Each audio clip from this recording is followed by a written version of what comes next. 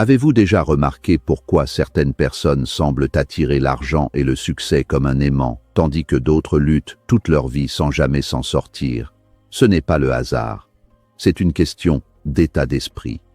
Aujourd'hui, nous allons dévoiler le secret mental qui distingue les riches des pauvres, un principe qui peut transformer votre vie si vous l'appliquez correctement. Restez avec moi jusqu'à la fin, car ce que vous allez découvrir pourrait changer votre manière de penser, vos décisions et surtout votre avenir financier. 1. L'état d'esprit de l'abondance. L'abondance n'est pas une quantité de ressources stockées dans un coffre-fort, mais une fréquence mentale à laquelle on s'accorde. Pour comprendre la transition vers la richesse, il faut d'abord saisir la distinction fondamentale entre une mentalité de pénurie et une mentalité d'abondance. La pénurie murmure que le gâteau est limité, que pour que l'un gagne, l'autre doit forcément perdre, et que les opportunités sont des denrées rares qu'il faut protéger jalousement.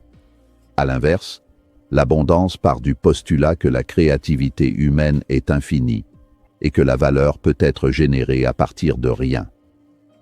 Adopter cette vision, c'est passer d'un mode de survie réactif à un mode de création proactif. Ce n'est pas une simple pensée positive superficielle, c'est une restructuration cognitive qui permet de voir des ponts là où les autres voient des gouffres. Ceux qui réussissent financièrement regardent le monde à travers une lentille de possibilités. Là où une personne à l'esprit restreint voit une crise économique et se recroqueville par peur de perdre ses maigres acquis, l'esprit d'abondance y voit une redistribution des cartes et une occasion de répondre à de nouveaux besoins. Cette capacité à chercher ce qui peut être créé plutôt que ce qui manque change radicalement la qualité des questions que l'on se pose. Au lieu de demander « Pourquoi cela m'arrive-t-il ?», l'esprit orienté vers la croissance demande « Comment puis-je utiliser cette situation pour générer de la valeur ?» Cette simple bascule sémantique ouvre des circuits neurologiques liés à l'innovation et à la résolution de problèmes, transformant chaque obstacle en un tremplin potentiel. La gratitude joue un rôle crucial dans le maintien de cet état d'esprit. Il est impossible de ressentir de la peur ou de la jalousie tout en étant sincèrement reconnaissant. Les riches, au sens mental du terme, pratiquent la gratitude non pas comme un exercice moral, mais comme un outil stratégique. En reconnaissant les ressources déjà à leur disposition, ils renforcent leur sentiment de sécurité interne, ce qui leur permet de prendre des risques calculés. Quelqu'un qui se sent pauvre intérieurement aura toujours peur d'investir, de partager ou de collaborer, car il craint que chaque retrait ne le vide définitivement. L'abondance, en revanche, se nourrit de la circulation.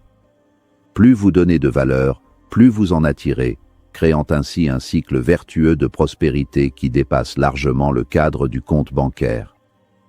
Le conditionnement social nous pousse souvent vers la compétition féroce, basée sur l'idée que les places au sommet sont limitées. Pourtant, l'histoire économique montre que les plus grandes fortunes se sont bâties en créant de nouveaux marchés, et non en se battant pour les miettes des anciens. Cultiver un état d'esprit d'abondance signifie comprendre que le succès des autres n'est pas une menace, mais une preuve de ce qui est possible. En s'entourant de personnes qui réussissent et en célébrant leur victoire, on s'imprègne de leur schéma de pensée. C'est ce qu'on appelle la preuve sociale positive. Si c'est possible pour eux, c'est possible pour moi, à condition que je comprenne les mécanismes qu'ils ont mis en place. Cette ouverture d'esprit est le terreau indispensable sur lequel la richesse matérielle peut enfin germer et, surtout, durer. Enfin, l'abondance est intimement liée à la notion de valeur perçue. Une personne limitée par la peur du manque cherchera toujours à vendre son temps pour une sécurité immédiate, tandis qu'une personne habitée par l'abondance cherchera à créer des solutions qui travaillent pour elle. Cela demande une foi profonde en sa propre capacité à apprendre et à s'adapter. La richesse n'est pas le résultat d'une chance aléatoire, mais la conséquence logique d'un esprit qui refuse de se laisser enfermer dans des frontières imaginaires.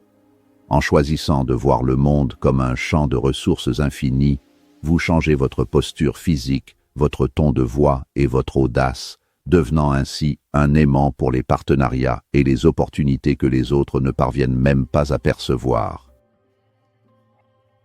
2. La peur versus le courage. La peur est une réaction biologique archaïque conçue pour nous protéger des prédateurs, mais dans le monde moderne, elle s'est métamorphosée en une anxiété sociale et financière qui paralyse l'initiative.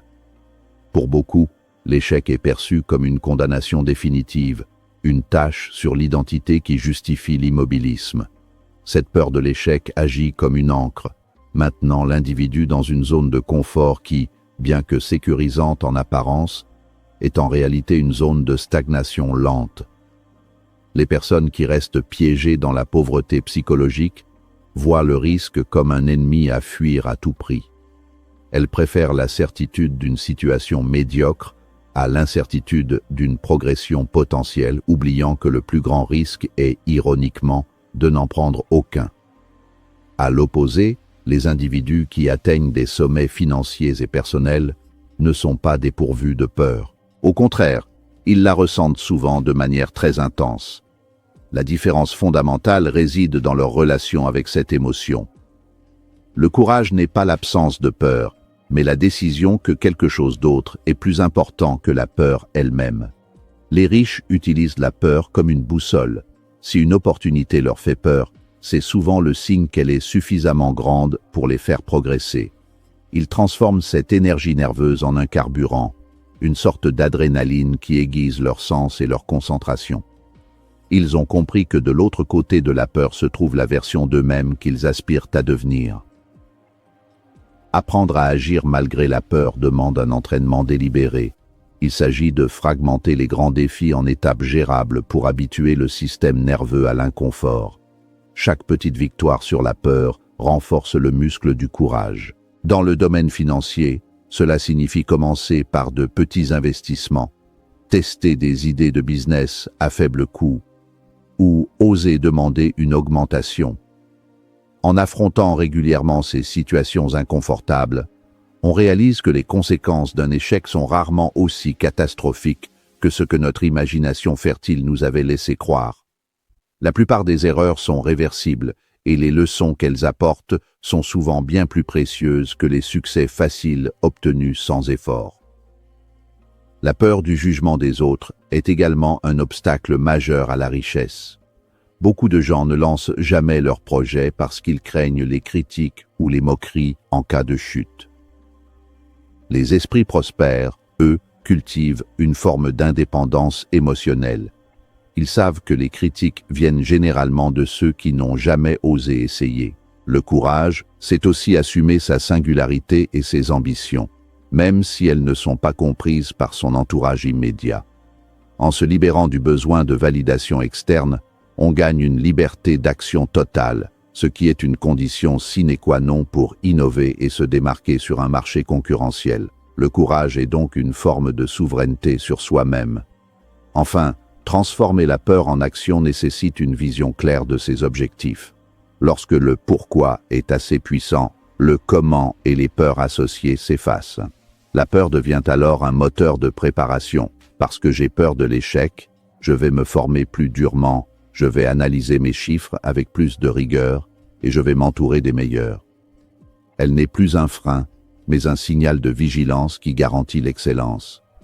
Franchir les obstacles devient alors un jeu gratifiant plutôt qu'une corvée épuisante. En fin de compte, la richesse appartient à ceux qui ont le courage de traverser le feu de l'incertitude sans perdre leur enthousiasme, transformant ainsi chaque menace perçue en une victoire concrète.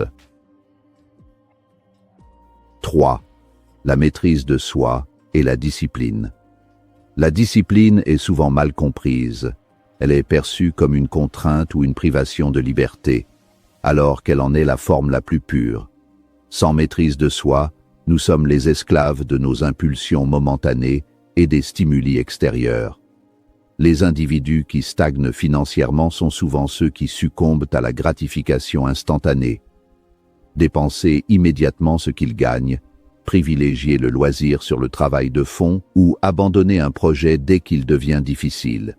La discipline est ce pont invisible qui relie une intention abstraite à un résultat tangible. C'est la capacité à se donner un ordre à soi-même et à l'exécuter, peu importe l'humeur du moment ou les distractions environnantes. La planification stratégique est le premier pilier de cette maîtrise. Les riches ne naviguent pas à vue, ils ont des cartes détaillées. Se fixer des objectifs clairs ne suffit pas, il faut construire des systèmes qui rendent l'atteinte de ces objectifs inévitable. Cela implique de définir des priorités quotidiennes et de s'y tenir avec une rigueur quasi militaire. La maîtrise de soi s'exprime dans le choix constant du mieux sur le maintenant. C'est décider d'investir 2 heures dans l'apprentissage d'une nouvelle compétence plutôt que de les passer devant une série, ou de réinvestir ses profits plutôt que de s'acheter un objet de luxe superflu. Ce sens du sacrifice temporaire pour un gain futur exponentiel est le dénominateur commun de toutes les grandes réussites. La discipline émotionnelle est tout aussi cruciale que la discipline opérationnelle. Le marché financier, comme la vie entrepreneuriale, est un roller coaster d'émotions. Ceux qui laissent leurs impulsions décider, en vendant par panique lors d'une baisse ou en achetant par euphorie lors d'un pic, finissent invariablement par perdre. La maîtrise de soi permet de rester stoïque face à l'adversité et lucide face au succès. Il s'agit de cultiver un calme intérieur qui permet de prendre des décisions basées sur des principes et des données, plutôt que sur des réactions viscérales. Cette stabilité émotionnelle inspire confiance aux partenaires, aux investisseurs et aux employés, consolidant ainsi la base du pouvoir financier. Un aspect fondamental de la discipline est la gestion du temps, la seule ressource véritablement non renouvelable. La maîtrise de soi consiste à protéger son temps contre les voleurs d'attention. Cela signifie savoir dire non à des sollicitations sans intérêt, déléguer les tâches à faible valeur ajoutée et se concentrer sur les activités à fort impact. La discipline, c'est aussi l'hygiène de vie. Un esprit performant nécessite un corps performant. Le sommeil, l'alimentation et l'exercice ne sont pas des options, mais des investissements directs dans son capital humain. En régulant son mode de vie, on optimise sa clarté mentale et sa capacité de travail, créant ainsi un avantage compétitif durable sur ceux qui négligent leur propre fonctionnement. Pour cultiver cette discipline, il faut comprendre que la volonté est une ressource épuisable. Les personnes performantes ne comptent pas uniquement sur leur force de caractère. Elles conçoivent leur environnement pour minimiser les tentations et automatiser les bonnes décisions. Elles créent des rituels et des habitudes qui court-circuitent la nécessité de choisir. Au fil du temps, ce qui demandait un effort colossal devient une seconde nature. La discipline cesse d'être une lutte pour devenir une identité. Je suis quelqu'un qui finit ce qu'il commence. Je suis quelqu'un qui gère son argent avec précision. C'est cette transformation de l'être qui assure la pérennité de la richesse, car elle ne repose plus sur des coups de chance, mais sur une structure interne inébranlable. 4. L'importance de l'apprentissage continu. L'éducation formelle, telle qu'elle est pratiquée à l'école, fournit des bases, mais c'est l'auto-éducation qui construit les fortunes. Le monde évolue à une vitesse telle que les connaissances acquises il y a 5 ans peuvent être aujourd'hui obsolètes. Ceux qui pensent que l'obtention d'un diplôme marque la fin de leur apprentissage se condamnent à une obsolescence rapide. Les riches, au contraire, considèrent leur cerveau comme leur actif le plus précieux, celui qui offre le meilleur rendement sur investissement, ROA. Ils consacrent une partie non négligeable de leurs revenus et de leur temps à acquérir de nouvelles compétences, à comprendre les nouvelles technologies et à décrypter les tendances émergentes. L'apprentissage n'est pas une phase de la vie, c'est un mode de vie. Investir en soi-même prend plusieurs formes, la lecture intensive, la participation à des séminaires de haut niveau ou encore l'expérimentation directe. La lecture est particulièrement puissante car elle permet d'accéder pour quelques dizaines d'euros à des décennies d'expérience de certains des esprits les plus brillants au monde. C'est un raccourci cognitif sans équivalent. Mais l'apprentissage ne s'arrête pas à la théorie. L'expérimentation, le fait de tester des idées sur le terrain et de se confronter à la réalité, est la forme de connaissance la plus profonde. Apprendre par l'action permet d'intégrer des nuances et des intuitions que les livres ne peuvent pas transmettre. transformant l'information brute en sagesse pratique. Le mentorat est un autre pilier essentiel de l'apprentissage continu. S'entourer de mentors, c'est bénéficier d'un effet de levier sur l'expérience d'autrui. Un mentor peut identifier vos angles morts, corriger vos erreurs de jugement avant qu'elles ne coûtent cher et vous introduire dans des réseaux inaccessibles. Les personnes à succès cherchent activement la proximité de ceux qui sont plus avancés qu'eux, acceptant volontiers une position d'élève, même après avoir réussi. Cette humilité intellectuelle est la marque des grands leaders. Ils savent qu'ils ne savent pas tout, et cette curiosité insatiable les pousse à poser des questions plutôt qu'à affirmer des certitudes, ce qui leur permet de rester agiles et innovants. Comprendre que l'éducation ne s'arrête jamais est aussi une question de psychologie sociale. Dans une économie de la connaissance, la valeur que vous apportez au marché est directement proportionnelle à ce que vous savez et à la manière dont vous l'appliquez. Les pauvres d'esprit voient souvent l'apprentissage comme une corvée qu'ils ont laissée derrière eux après l'école, tandis que les riches y voient un avantage compétitif déloyal. En maîtrisant des domaines transversaux, comme la psychologie, la finance, le marketing et la technologie, on devient capable de faire des connexions uniques que personne d'autre ne voit. C'est à l'intersection de ces savoirs que naissent les innovations les plus lucratives et les carrières les plus résilientes. Enfin, l'apprentissage continu favorise une plasticité mentale qui est indispensable pour naviguer dans l'incertitude. Plus on apprend, plus on réalise à quel point le monde est interconnecté, ce qui réduit l'anxiété face au changement. Au lieu de craindre les nouvelles technologies comme l'intelligence artificielle, l'apprenant perpétuel cherche immédiatement à comprendre comment les intégrer pour décupler sa productivité. Cette soif de savoir transforme la vie en une aventure intellectuelle permanente. La richesse financière n'est alors que le sous-produit naturel d'une richesse intérieure en constante expansion. En devenant une personne de plus grande valeur, vous attirez naturellement des opportunités de plus grande envergure. 5. La persistance et la résilience. La persistance est souvent l'ingrédient secret qui sépare le rêveur de l'accomplisseur. Dans le parcours vers la richesse, l'échec n'est pas une probabilité, c'est une certitude. La route est jalonnée de projets qui s'effondrent, d'investissements qui périclitent et de portes qui se ferment. La différence fondamentale ne réside pas dans le nombre de chutes, mais dans la rapidité et la détermination avec lesquelles on se relève. Les riches ont intégré l'idée que l'échec est un retour d'information, pas un verdict. Là où d'autres voient un signal pour s'arrêter, eux voient une indication qu'ils doivent ajuster leur trajectoire.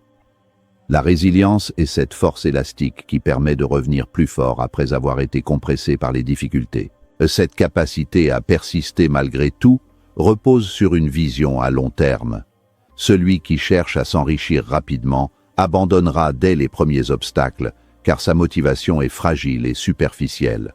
En revanche, celui qui est porté par une mission profonde ou un objectif de vie solide possède une réserve inépuisable de persévérance.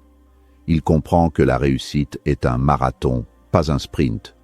Chaque revers est perçu comme un test de caractère, une étape nécessaire pour forger les compétences et la maturité requises pour gérer de grandes responsabilités financières. La persistance, c'est refuser de laisser les circonstances extérieures dicter votre valeur interne ou votre destin final. Cultiver la résilience demande une transformation radicale de la perception de l'erreur. Dans notre société, l'erreur est souvent stigmatisée, ce qui pousse les gens à la cacher ou à l'éviter. L'esprit résilient, lui, pratique l'autopsie de l'échec. Il l'analyse froidement pour en extraire la leçon et l'intègre immédiatement dans sa stratégie future. C'est ce qu'on appelle l'échec vers l'avant. Chaque obstacle devient une opportunité d'apprentissage accéléré. En transformant les leçons coûteuses en actifs immatériels, on s'assure que même une perte financière ne soit pas une perte totale. Cette alchimie mentale est ce qui permet aux entrepreneurs de rebondir après une faillite et de bâtir un empire encore plus grand. La persistance est également une question d'endurance émotionnelle et sociale. Il arrive un moment dans chaque projet ambitieux où l'enthousiasme initial disparaît, où les critiques se font plus vives et où les résultats tardent à venir. C'est dans cette vallée de la mort que la plupart des gens abandonnent. La résilience consiste à maintenir l'effort même quand la récompense est invisible. C'est continuer à prospecter, à coder, à écrire ou à investir alors que tout semble stagner. Cette foi inébranlable en son processus et en sa capacité de travail finit par créer une brèche dans le mur de l'adversité. Le succès arrive souvent juste après le moment où l'on a eu le plus envie de tout arrêter. En fin de compte, la résilience transforme la douleur en pouvoir. Les épreuves que vous traversez pour atteindre vos objectifs financiers ne sont pas des distractions de votre voyage, elles sont le voyage. Elles vous débarrassent de vos illusions, de votre ego et de vos faiblesses. Une personne qui a échoué plusieurs fois et qui a continué d'avancer est infiniment plus redoutable qu'une personne qui a réussi du premier coup, car la première connaît les limites de sa force et sait qu'elle peut survivre à tout. Cette certitude intérieure est le socle le plus solide de la richesse. En cultivant cette ténacité, vous ne vous contentez pas de poursuivre l'abondance, vous devenez une personne capable de la générer et de la protéger en toutes circonstances. Maintenant que vous connaissez le secret qui sépare les riches des pauvres, la question est, allez-vous l'appliquer ou continuer à laisser votre mentalité décider pour vous? Commencez dès aujourd'hui à penser différemment, à agir différemment et à vous entourer des bonnes influences. La richesse n'est pas seulement dans votre portefeuille, elle commence dans votre esprit.